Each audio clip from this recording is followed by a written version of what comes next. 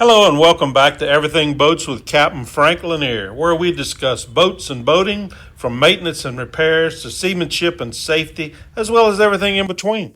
This podcast is a companion to my YouTube channel of the same name, so if you like and find it useful, be sure to subscribe and please check out my YouTube channel as well, where you'll find hundreds of informative videos on pretty much every boating topic imaginable.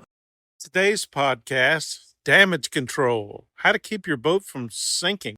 While exclamations like, "we're out of hot dogs," or "the toilet seems to be clogged," are bad enough, the one that really strikes fear in a boater's heart is, where's all this water coming from? Uncontrolled flooding is one of the most insidious emergencies a boater can face, one that can not only sink a boat outright, but can also lead to instability and capsize. Many boat owners train and purchase equipment to save themselves or those on board, but aside from a few wooden plugs and a vague plan of action, very few are adequately prepared to mount a credible attempt to save the boat itself should flooding due to a hull breach occur. Here's how to both improve your odds and give your boat a fighting chance. My first introduction to damage control basics was as a newly minted Coast Guard seaman attending training aboard the Navy's USS Buttercup. Yeah, look it up. It was an eye-opening experience that continues to guide my own damage control philosophy some 30 years later. As with any emergency situation, advanced preparation is the key to dealing with a hull breach. It should include everything from planning for possible causes of flooding to assembly of a proper damage control kit or a DC kit.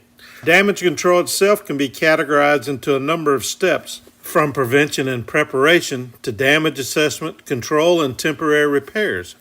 Topics such as proper and timely distress signaling, temporary repairs, emergency pumps, and rescue are also important.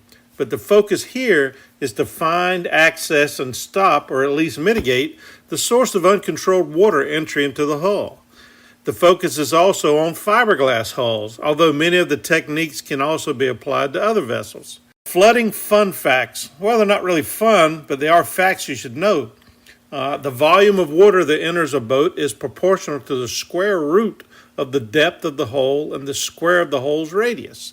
A 2-inch hole that is 1 foot below the waterline can fill a 55-gallon drum in 42.4 seconds.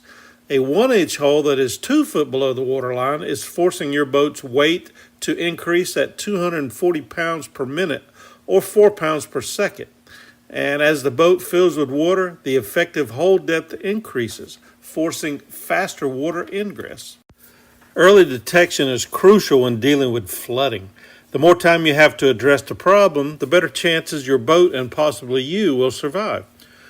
Precautions such as a high water bilge alarm system and bilge pump on indicators at each helm position will provide the maximum benefit in this regard. However, these should be part of your pre-planning preparedness strategy. As mentioned earlier, our purpose here is to highlight actions to consider when a hull breach occurs. The first goal in a flooding situation is to find the leak and stop it, or at least bring it under control. Without first-hand experience, it's almost impossible for the average boater to imagine how quickly flooding can occur, even during a relatively small leak, such as a ruptured hose or damaged through-hull fitting. More water in the boat can make a leak harder to find in the first place, which is another reason why time is so critical. It's also important to note that the added weight of flood water can negatively affect vessel stability and operation.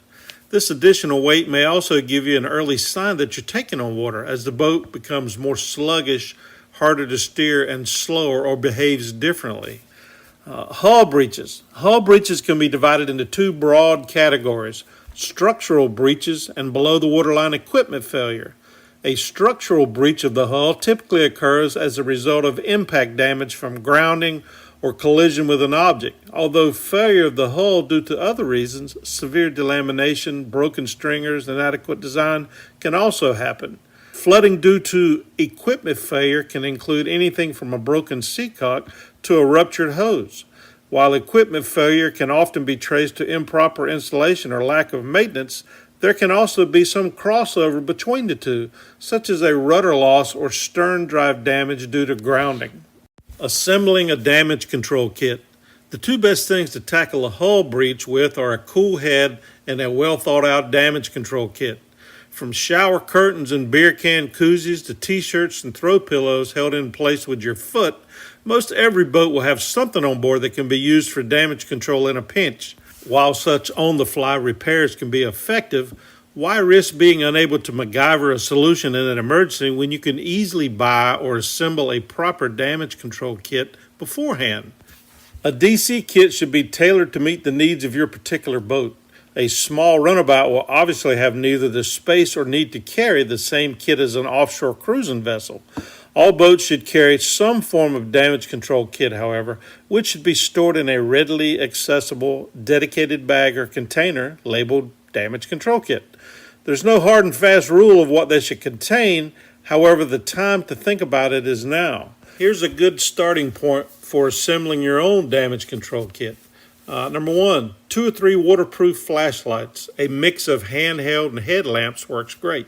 Number 2, hatchet or small axe. This is what you would use to chop away interior furnishings or split wood wedges. Number 3, a heavy hammer or maul. 4, folding hand saw. Number 5, a utility knife. 6, pry bar. Number 7, marine caulk, such as boat life caulk, that cures fast and bonds underwater. Number 8, tapered soft wooden plugs of various sizes. Number 9, soft wooden wedges, various sizes. Number 10, foam emergency plug, again, various sizes. Screwdrivers, various sizes. You can see there's a pattern here, right? Because you want to be able to address whatever happens. So that's why the various sizes. Number 12, stainless steel mousing or seizing wire. 13, duct tape. Is any kind of kit really complete without it? The Gorilla brand works well, I've found. Number 14, butyl tape, which is a heavy, sticky, ropey kind of tape that's good for wrapping plugs and stuff and sticking in holes. Number 15, self-fusing silicone tape, such as a rescue tape. Number 16, grease tape. Number 17, spray can of expanding foam. This is great for filling voids and gaps around wooden patches. Number 18, sheets of rubber or rubberized cloth, various size squares. Old raincoat sleeves or pant legs or cut tire inner tube works well for this. Number 19, hose clamps, various sizes. 20, C-clamps. 21, duct seal compound, aka monkey poop. Number 22, wax toilet bowl rings. You'd be surprised, but these work really well to seal gaps around shafts and glands. Number 23, twine and or paracord. 24, wire ties, assorted sizes and lengths. 25, a couple of 2x4s. 26, one sheet of thin 1/4 inch or 5/16 inch plywood, pre-cut to various size squares. Slightly larger pre-cut squares of thick felt or thin foam rubber gaskets will help wood patches seal against the hull. Number 27, nails. 28, square drive or self-tapping or self-drilling rust-resistant screws, along with a matching hand driver or battery-operated drill with a driver extension. These will be used to secure wood patches to the hull. 29, utility snips. And 30, underwater epoxy putty or a fiberglass repair kit. And I'll add one thing about that last item. While they have their place in a DC kit, epoxy compounds or fiberglass repair kits will be of no use for an immediate stop the flooding situation. For starters, just because they cure underwater, that doesn't mean they'll bond. Most will not stick to a wet surface, especially a hole that's under pressure. The surfaces to be bonded must also be completely immobile. Epoxy can't bond surfaces that are flexing or moving in relationship to each other. Cure time can also be greatly affected by temperature. Colder water can add days to advertised cure time. Next up, we're going to talk about access. In a perfect world, a hull breach would never happen.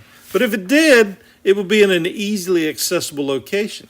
With the adequate hull access, a hull can be more readily found and hopefully stopped by something as simple as a plug, a plywood patch, or whatever method resourcefulness provides. Regardless of the training, equipment, and ingenuity a boat owner possesses, it all amounts to nothing if a leak can't be found and accessed. Fiberglass boats can be notoriously bad when it comes to providing even minimal internal access to the hull.